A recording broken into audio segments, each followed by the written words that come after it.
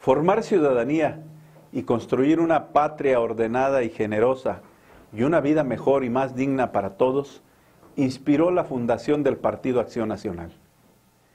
Era el año de 1939 y un grupo de intelectuales y universitarios formados en el humanismo político sentaron las bases de lo que sería el partido de la derecha mexicana.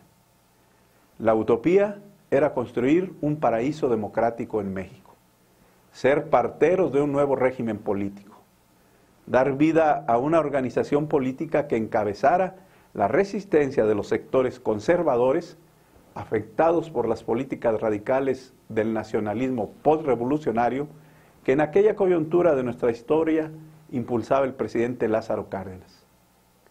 Por años fueron una oposición testimonial, pero leal al sistema dominante, partidarios del cambio pacífico, místicos del voto, resignados apóstoles de la democracia, conscientes de que su destino era soportar una brega de eternidad para provocar el nacimiento de ciudadanos virtuosos y el arraigo de una democracia liberal.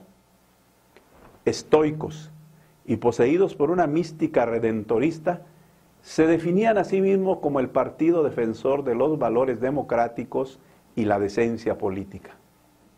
Por décadas lucharon y fueron congruentes con este ideal democrático. Crecieron y se fortalecieron. Empezaron a ganar elecciones municipales, a tener diputados locales y federales, y en 1989 ganaron la primer gobernatura en Baja California. Luego vendría la transmutación, la metamorfosis, la degradación. Primero fueron adquiriendo fuerza y espacio empresarios resentidos con el sistema priista, al tiempo que organizaciones confesionales como el Yunque los infiltraban. Luego, cuando ganaron el poder en el año 2000, una oleada de oportunistas y aventureros de la política empezaron a colonizar las estructuras de poder que había obtenido Acción Nacional.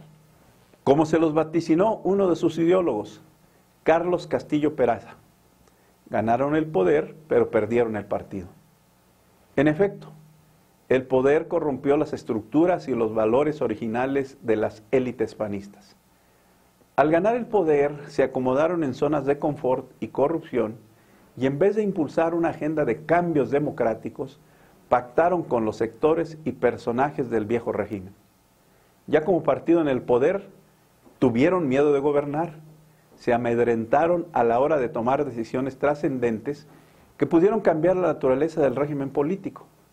No supieron o no quisieron pactar con organizaciones ciudadanas, intelectuales y élites alternativas una agenda democrática.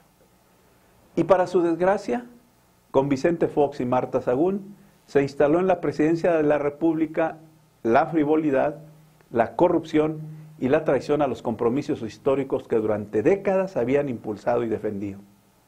Luego, con Felipe Calderón, llegó el principio del fin.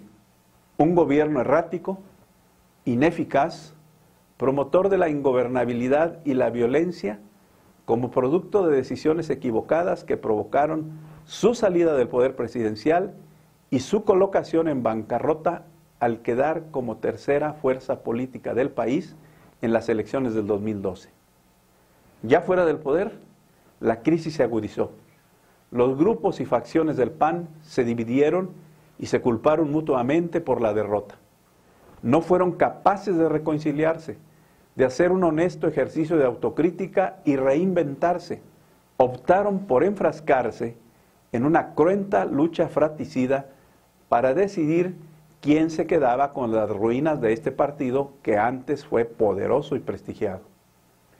En los días que corren, hemos sido testigos de una agudización de la crisis que se vive al interior del PAN.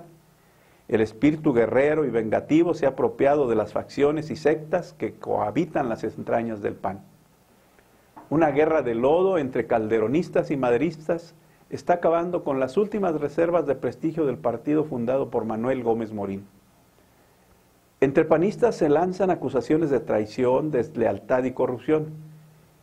Y en medio de estos episodios de confrontación y degradación institucional, los panistas se disponen a elegir a su dirigente nacional en el mes de mayo. Lo harán en una consulta abierta a la sociedad. El pronóstico es que acabarán confrontados y se acentuará su ruina. Es evidente la división interna que los consume y desprestigia.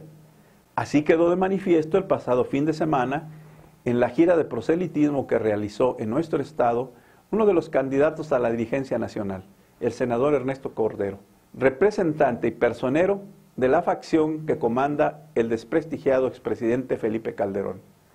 Sus ataques al candidato más fuerte, Gustavo Madero, nos hablan del encono que hay hacia el puntero en la contienda. Cordero quiere recuperar el control del PAN para su patrocinador, Felipe Calderón. Solo de esta manera este grupo tendría futuro político. Pero todo indica que una vez más, este personaje de medianas capacidades será derrotado por el astuto Madero. La conclusión es que el PAN no solo vive una profunda crisis interna, sino que además ha sufrido una derrota cultural por haber extraviado el rumbo, abandonar los principios éticos que le dieron origen y sobre todo por haberse dejado corromper por el poder.